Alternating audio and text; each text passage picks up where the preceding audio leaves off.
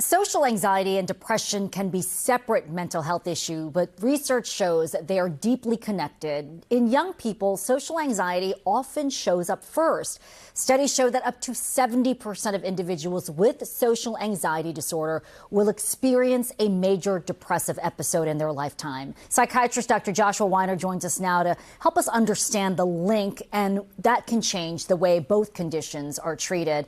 Thanks for joining us. This is such an important issue, especially with our young people. Does social anxiety cause depression in some young people? Can you explain the connection here? Sure. Well, let me first say, I've been at this for over 20 years. And to me, I think social anxiety disorder is the most underappreciated condition I've treated.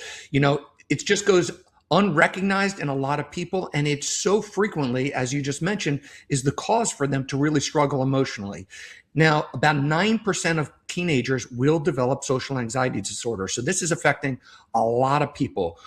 What it is that we know that for teenagers, being socially connected is so critical to their development and feeling like they have a sense of belonging. And these are protective mechanisms against developing depression. And you have this cascade that occurs if you have social anxiety disorder.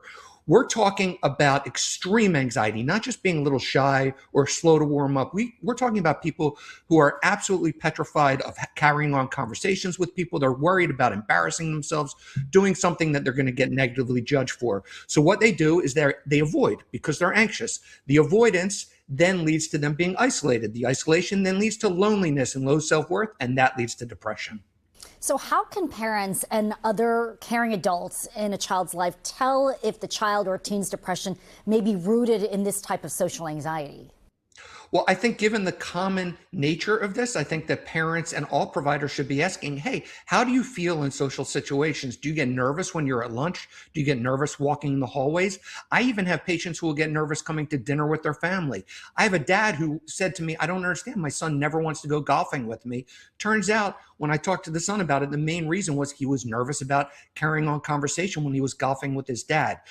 What you also want to pay attention to is this a kid who's had a history of just being reserved and nervous, avoiding birthday parties, getting nervous before school, lots of stomach aches, headaches, things of that nature. Now, most kids, if they are experiencing some level of depression, when they're around their peers and they don't have social anxiety, they'll generally feel a little bit better, a little happier. But for kids who have social anxiety, they're absolutely going to avoid those situations. So that's going to be a good tell for parents. So in the cases where social anxiety is the real problem, how can treatment be adjusted? So unfortunately, this is a very difficult condition to treat. It's one of the most challenging ones for me to treat in my practice.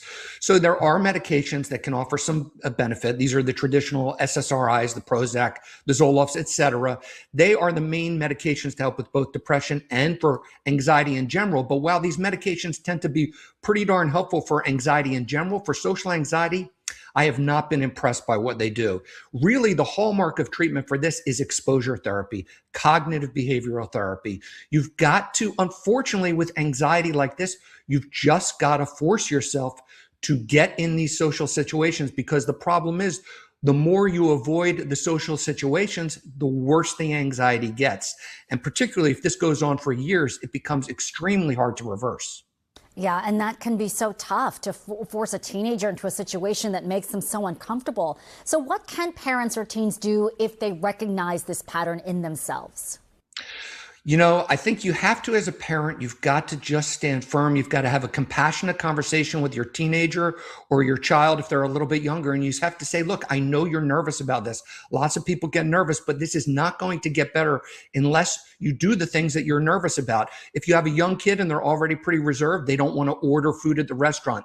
They don't want to ask for help when you go into a store. You want to give them the assignment. You need to order. You need to go ask, where can you find XYZ at CVS? You need to ask these questions, and you've got to just put your foot down and you've got to get them to do these things. And of course, you want to look at getting some professional help, because that is what's going to help them move in a positive direction. And when it comes to this, social anxiety disorder, being treated in a group therapy setting is going to be your best bet. So look for group therapy for social anxiety disorder.